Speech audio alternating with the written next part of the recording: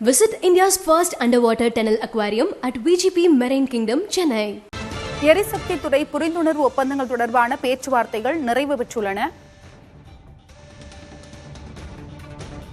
எரிசக்தி துறையில் 1.37 லட்சம் கோடி ரூபாய் முதலீடு செய்யப்பட்டுள்ளது. அண்மை செய்தியாக பார்த்து வருகிறோம். இன்று காலை தொடங்கி உலக முதலீட்டாளர்கள் மாநாடு நடைபெற்று வருகிறது. அதில் எரிசக்தி துறை புரிந்துணர்வு ஒப்பந்தங்கள் தொடர்பான பேச்சுவார்த்தைகள் நிறைவு பெற்றுள்ளன.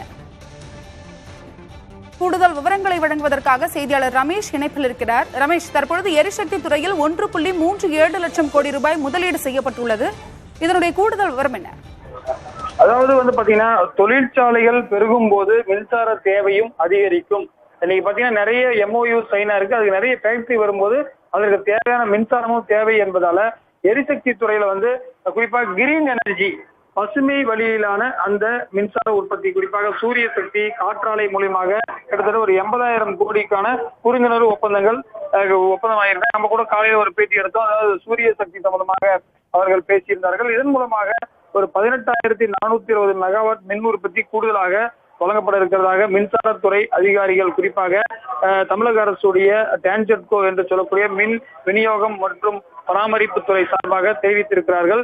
இன்றைக்குள் அந்த ஒப்பந்தங்கள் எல்லாம் கையெழுத்தாக இருக்க நாளை மாலை 5 மணிக்கு இதே ட்ரேட் சென்டர்ல முதலமைச்சர் தலைமையில இந்த நிர்வாகிகள் எல்லாம் தங்களுடைய பங்களிப்பு குறித்து அவர்கள் அந்த ஆவணமாக வெளியிட இருக்கிறார்கள். அது மட்டும் இல்லாமல் சற்று முன் இன்னொரு செய்தி பாத்தீங்கன்னா, இந்த கோத்ரேஜ் நிறுவனம் பாத்தீங்கன்னா 5 கோடி ரூபாய் மிக்ஜாம் புயலுக்காக நிதி உதவியும் தமிழக அரசுக்கு கொடுத்திருக்கிறார்கள். அந்த செய்தியும் நமக்கு பொது நிவாரண நிதிக்கு கொடுத்திருக்கிறார்கள் என்ற செய்தி கிடைத்திருக்கிறது. தொடர்ச்சியாக நம்மளுடைய பல்வேறு செய்தியாளர்கள், 5க்கும் மேற்பட்ட செய்தியாளர்கள் நம்ம அங்க ட்ரேட் சென்டர்ல இருக்கோம்.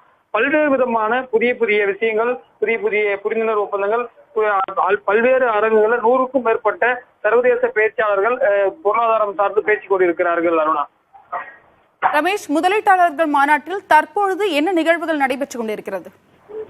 அருணா, பாத்தீங்கன்னா பல்வேறு அரங்குகள், அதாவது பாத்தீங்கன்னா ஒரு 10க்கும் மேற்பட்ட அரங்குகள் இருக்கின்றன.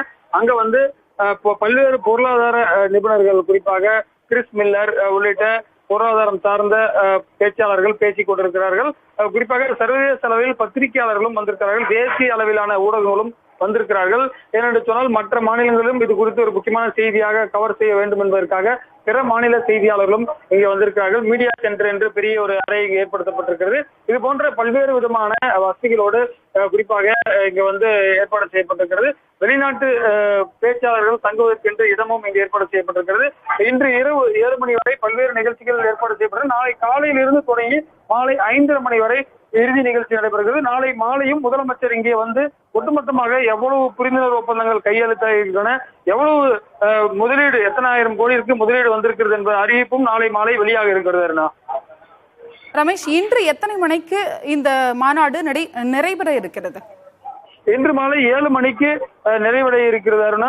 அதற்கான இந்த மொத்தம் 8 அரங்குகள்ல என்னென்ன ஸ்பீக்கர்ஸ் எப்ப பேசுவாங்கன்ற மாதிரி அனைத்து பத்திரிகையாளருக்கும் ஒரு பெரிய பையில போட்டு அதனுடைய நிகழ்ச்சி நிரல் குறித்த அறிவிப்புகள் எல்லாம் கொடுத்திருக்காங்க. தொடர்ச்சியாக ஆங்காங்கே நம்மளுடைய செய்தியாளர்களும் அங்கங்க செய்தி எடுத்துட்டு இருக்காங்க. முப்பரிமாண வடிவிலான சில அந்த காட்சிகளும் அங்கங்கே ஒளிபரப்பி கொண்டிருக்கிறார்கள்.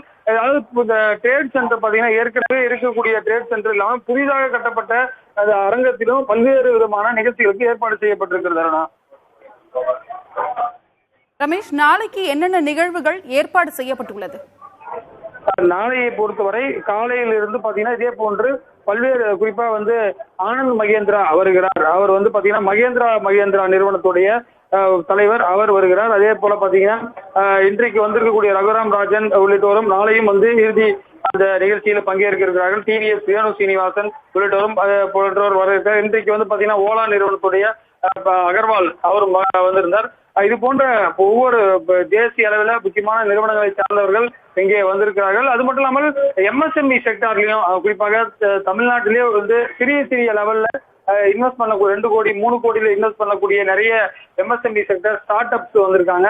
இது போன்ற பல்வேறு துறையை சார்ந்தவர்கள், அக்ரி, அதாவது வேளாண் சார்ந்த பொருட்களை முதலீடு செய்யக்கூடிய நிறுவனங்கள் வந்திருக்கிறார்கள்.